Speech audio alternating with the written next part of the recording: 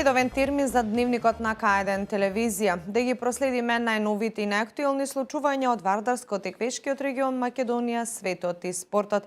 Јас сум Катерина Нацева, а ова се настаните на денот.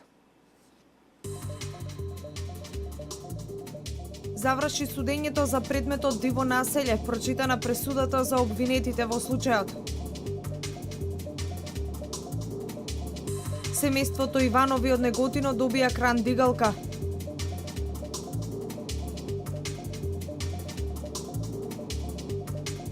По 50 пат во Велес се одржуваат детските рацинови средби.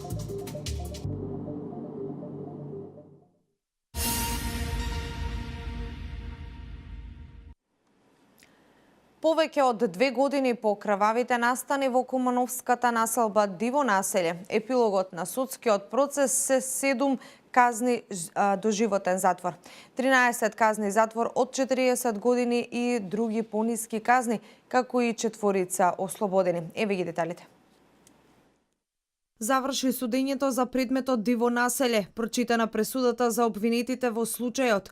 Судот одреди доживотни казни затвора за 7, 13 добија по 40 години, 6 по 20 години, 1 од 18 години, 2 од 14, 2 од 13 и 2 од 12 години и 4 ослободителни пресуди за обвинетите на настаните од Кумановската дива населба во мај 2015 година, во кој загинаа 8 припадници на македонските безбедносни сили. Денешното рочиште во судот помина во тензична атмосфера.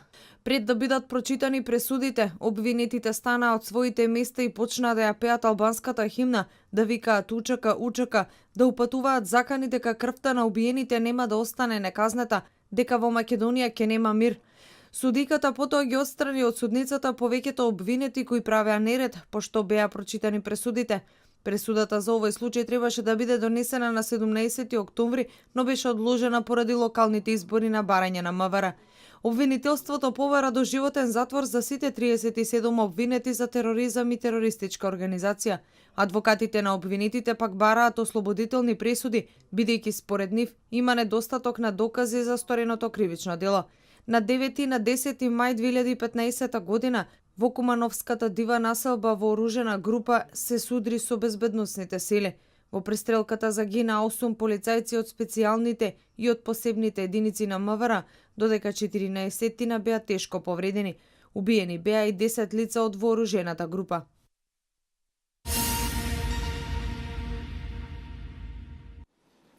Во извештајот од Советот за утврдување на факти и покренување на постапки за утврдување на одговорност, констатирано е дека нема неправилности во постапките и работата на судиите од Основен суд Велес во првите 9 месеци од годината. Дијана Иванова има информации за работата на судиите во судовите од Вардарскиот регион. Во првите 10 месеци од годинава Советот за утврдување на факти и покренување на постапки за утврдување на одговорност констатирал дека нема неправилности во постапките и работата на судиите од Основниот суд Велес. Во извештајот кој од јавен карактер, Советот за утврдување на факти пишува дека во наведениот период тие добиле 10 иницијативи од исто толку незадоволни странки или учесници во судска постапка. Истите биле разгледани и отфрлени како неосновани. На ниво на држава Советот за утврдување на факти примил 331 преставка. Најмногу преставки биле за работата на судиите во Основниот суд Скопје 2, потоа за Основниот суд Скопје 1, Основниот суд Охрид. Преставки имало и за работата на судиите од Основниот суд Неготино. Половина од преставките биле решени, а по останатите се работело.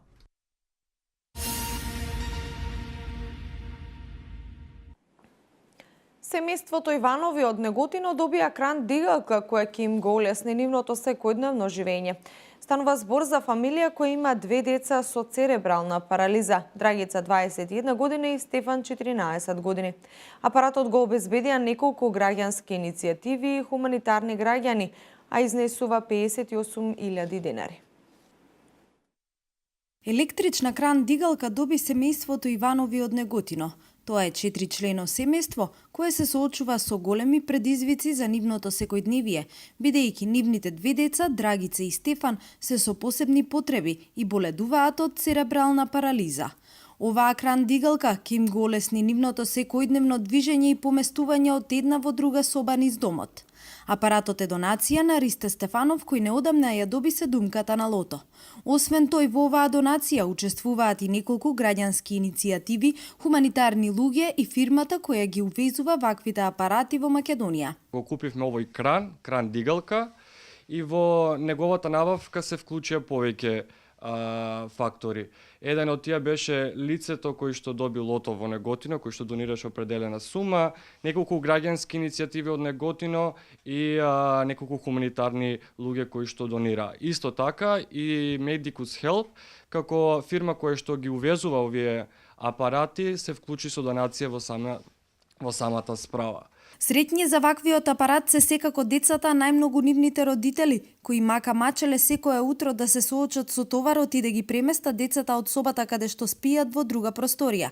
Овој кран ќе им го олесни движењето. Мајката Светлана Иванова вели дека со помош на дигалката од сега тие ќе спијат колку што сакаат и потоа без никакви потешкоти ќе ги премести таму каде што е потребно. До сега најтешко беше што мораше насаба децата уште додека спијат, татко им да ги донесе во дневната соба и да седат и тука да продолжат да спијат, затоа што после тоа немаше кој да ги дига. Јас веќе не можам, оперирана сум, имам здравствени проблеми, така да секој дневно беше малтретирање за децата, а сега додека штом го имаме кранот, слободно они ќе си спијат колку што сакаат, после тоа јас ќе си ги донесам тука, многу полесно. Стварно ни беше потребен. Иванова вели дека државата многу малку им излегува во пресрет на ваквите семејства. Тие се оставени сами на себе да се борат со секојдневните предизвици. Паричниот додаток е многу мал, додава таа. На локално ниво, што да кажеме? Вода немаме. Они се деца на кои што многу често им е потребна вода, летен период повеќе да ги ладиш, да ги хигиената да им ја одржуваш. Зимно време пак е потребна вода, секогаш е потребна вода, меѓутоа тоа е проблемот со водата, патиштата непроодни се, тротоарите се многу високи, количка да качиш од коловозот на тротоарот, просто е незамисливо. Овие што се другите колички за буткање, пак ќе ги качиш. Меѓутоа, електричната количка нема шанса да ја качиш на тротоар. Иванова се надева дека новата општинска власт ќе има слух и ќе излезе во пресрет на потребите на ваквите семејства.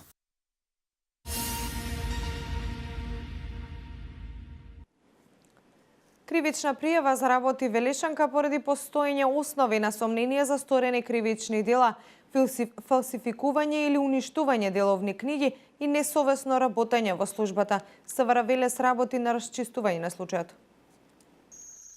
35-годишната МК, медицинска сестра на интерно оделение во болницата во Велес, се здоби со кривична пријава поради постоење основи на сомнение за сторени кривични дела, фалсификување или уништување деловни книги и несовесно работење во службата. Имено од 24.4. до 15.8. годинава, пријавената како медицинска сестра на интерно оделение во болницата во Велес, преку незиното корисничко име за влез во компјутерската евиденција за раздолжување со лекарства и други медицински материјали, извршила преправка во компјутерската евиденција од болничката аптека и во задолжението со медицинските материјали кај 5 пациенти. При тоа пријавената преку незиното корисничко име за влез во компјутерската евиденција раздолжила лекарства и други медицински материјали во вредност од 499.189 денари. Со ваквото несовесно работење пријавената му нанела штета од 499.189 денари на медицинскиот центар Велес.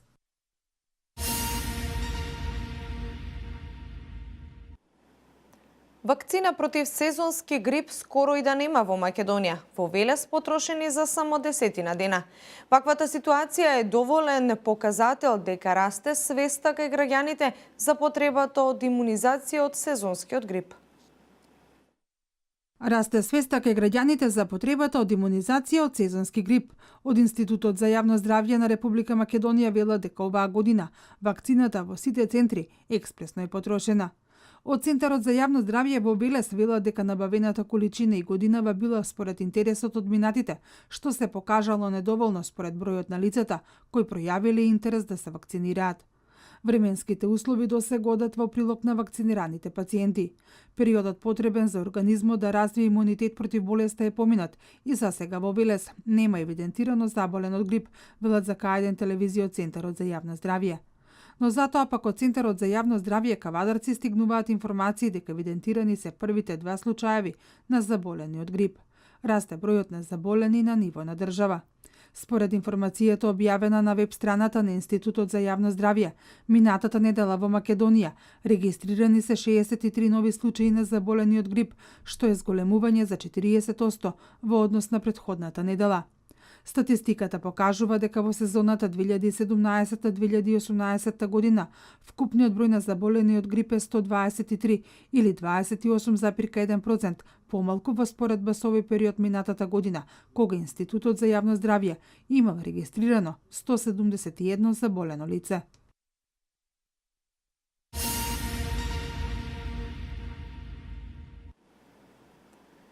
Со изведба на химната на општина Велес од страна на децата од детската градинка Димче Мирчев, официјално отворени јубилејните 50 детски рацинови средби. Покрај општина Велес и годинава како организатор се јавува клубот на писатели Коста Солев Рацин.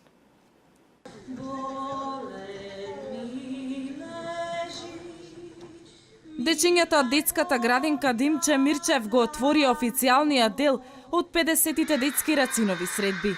Болен ми лежи Миле Поп Јорданов, песната која што е химна на Велес, дечињата во чест на големиот рацин ја испеа од срце.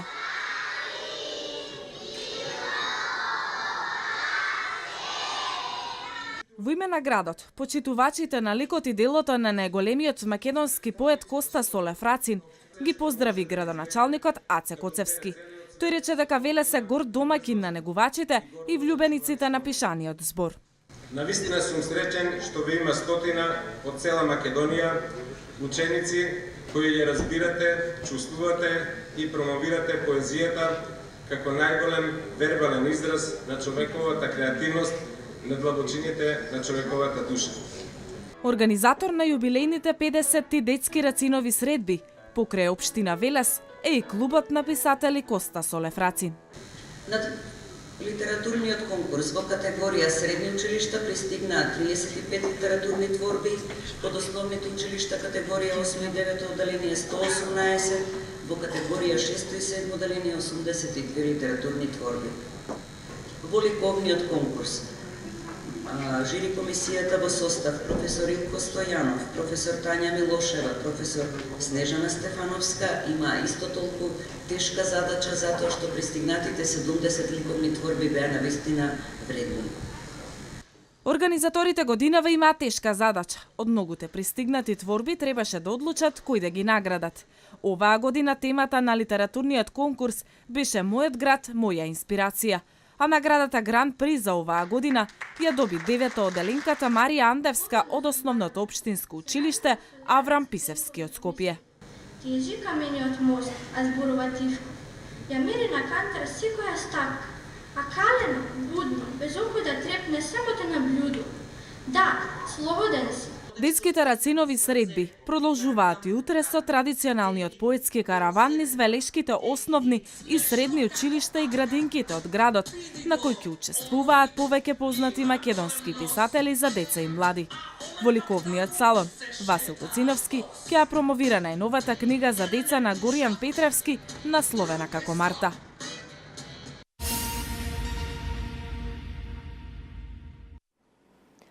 Да се прочита создадената творба пред куќата на човекот кој за многумина е инспирација за создавање на дела и годинава беше предизвик за учесниците на јубилејните 50 детски рацинови средби. Младите поддржувачи на ликот и делото на Коста Солев Рацин велат дека со секое стапнување во сокакот како да ја чувствуваат поезијата на основоположникот на македонската современа литература. Да го гледам ли наутро сонцето златно, таа блескава топка која секое утро ме поздравува од зад планините, или да ги мирисам цвеќињата чиј опоен мирис танцува по падините, да ја милувам ли секоја капка од утринската роса, или да се присетувам на детството кога безгрижно по улиците и ливадите трчав боса. Штом сонцето го пушта првиот зрак, застанувам пред куќиниот прак, да го видам градот мој драг, како гордо сјае под сончевиот крак. Го сакам прилеп, градот мој мил, под кулите на Марко, гордо стои, неуморен од времето, годините ги брои. Мојот град, моето Куманово смело, го носам во срцето врело. А зошто е така, ќе ви покажам на дело. Чекорејќи така низ градот свој, го видов од Коѓорѓија со крената рака. Да, тој е оној се што сакал.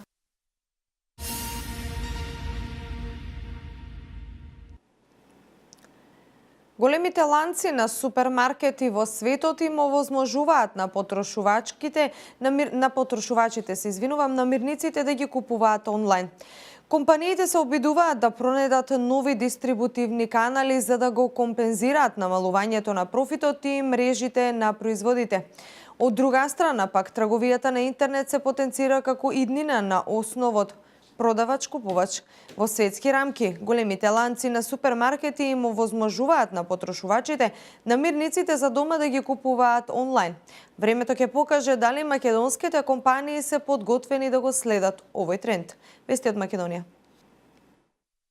Државната изборна комисија денеска ќе одлучува по приговорите поднесени од партиите во однос на резултатите од вториот круг на локалните избори. Повнесени се вкупно 103 приговори за вториот круг од локалните избори. Алијансата на албанците поднесе 13 приговори за Струга, беса 89 приговори, од кои 86 заедно со Алијансата на албанците за Чаир и 3 за Тетово. Еден приговор има поднесено и партијата НДМ за гласањето во Чашка. ДИК е должна во рок од 48 часа да донесе одлука по приговорите. Незадоволни од одлуките на Државната изборна комисија, партиите може да поднесат тужба до Управниот суд во рок од 24 часа од приемот на решението. Судот пак е должен да донесе одлука во рок од 48 часа по нејзиниот прием, а неговата одлука е конечна во изборниот процес.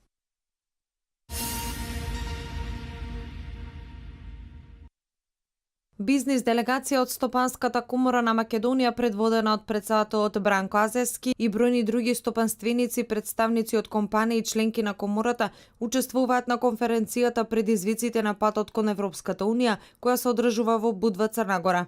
Конференцијата Предизвиците на патот кон Европската унија е еден од најважните регионални економски настани кои ги организира Стопанската комора на Црна Гора во соработка со Министерството за наука на Црна Гора. На конференцијата присуствуваат околу 500 учесници, високи државни представници од земјите од регионот, како и врвни експерти од областа на економијата, политиката, образованието и науката. Истата ја отвори Велимир Мијушковски, председател на Стопанската комора на Црна Гора, а на првиот панел регионот по 4 години од Берлинскиот процес се обратија Зоран Заев, председател на владата на Република Македонија, Денис Звиздик, председавач на Советот на министри на Република Босна и Херцеговина, Душко Марковик, председател на владата на Црна Гора, Расим Лјаик, подпредседател на владата на Република Србија, а гости на панелот беше и господинот Пиер Хайлборд, председател на Европската банка за обнова и развој. На маргините на конференцијата, членовите на бизнис делегацијата реализираа значајни средби со видни стопанственици, учесници на конференцијата, со цел воспоставување нови деловни контакти и продлабочување на веќе воспоставената соработка.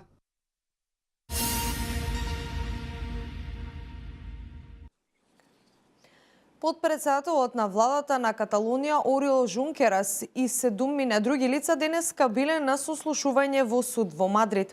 Тие се обвинети за поттикнување на бунт и проневера на пари. Обвинителството за осумничените бара притвор. Санти Вила, кој поднесе оставка на својата функција 24 часа пред парламентот да прогласи независност на Каталунија, останува на слобода. Продолжуваме со вести од светот. На напаѓачот од Менхетен, 29-годишниот узбекистанец Сайфул Сеипов, ке му се суди за тероризам. Американските истражни органи веќе поднеле обвинение, а FBI трага по уште еден узбекистанец. Инаку Сеипов во распитот признал дека за нападот бил инспириран од исламската држава, а тој сам ја донел одлуката нападот да се случи кога во САД се празнува ноќите на вештерките. Тамошните медиуми, повикувајќи се на извори од полицијата, пишуваат дека напаѓачот, освен нападот во близина на Светскиот трговски центар, планирали напад во близина на Бруклинскиот мост. Председателот на САД Доналд Трамп во порака напишана на својот Твитер профил побарал смртна казна за напаѓачот кој со пикап камион усмрти 8 лица, а повреди 12.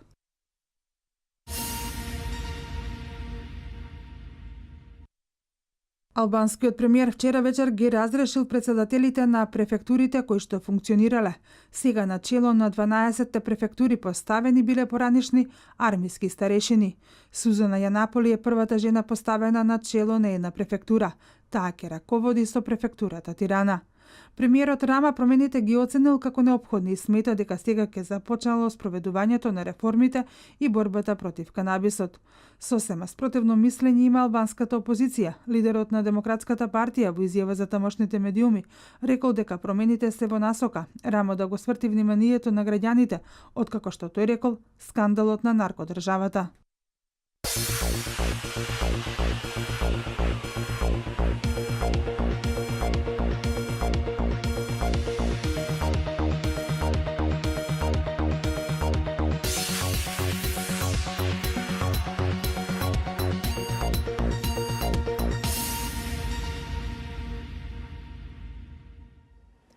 Денеска имавме претежно сончево и топло време со пораст на дневните температури, проследено со умерен слаб северозападен ветер, а во западните предели со слаб западен и југозападен ветер. Максималните дневни температури достигнаа до 20 степени. Во петок и сабота потопло утро со дополнителен пораст на утринските температури, кои што ќе се движат во интервал од -2 до 7 степени, односно од 0 до 9 степени. Во текот на денот ќе биде умерено облачно со повремени сончеви периоди и топло време со дневни температури кои што ќе достигнат до 20 степен, односно на повеќе места до 18 степен. Со напомена дека во сабота попладне намалување на облачноста и со повеќе сончеви периоди. Јас ви благодарам за вниманието. Овде го завршуваме дневникот на К1 телевизија. Останете понатаму со програмата на К1. Пријатно.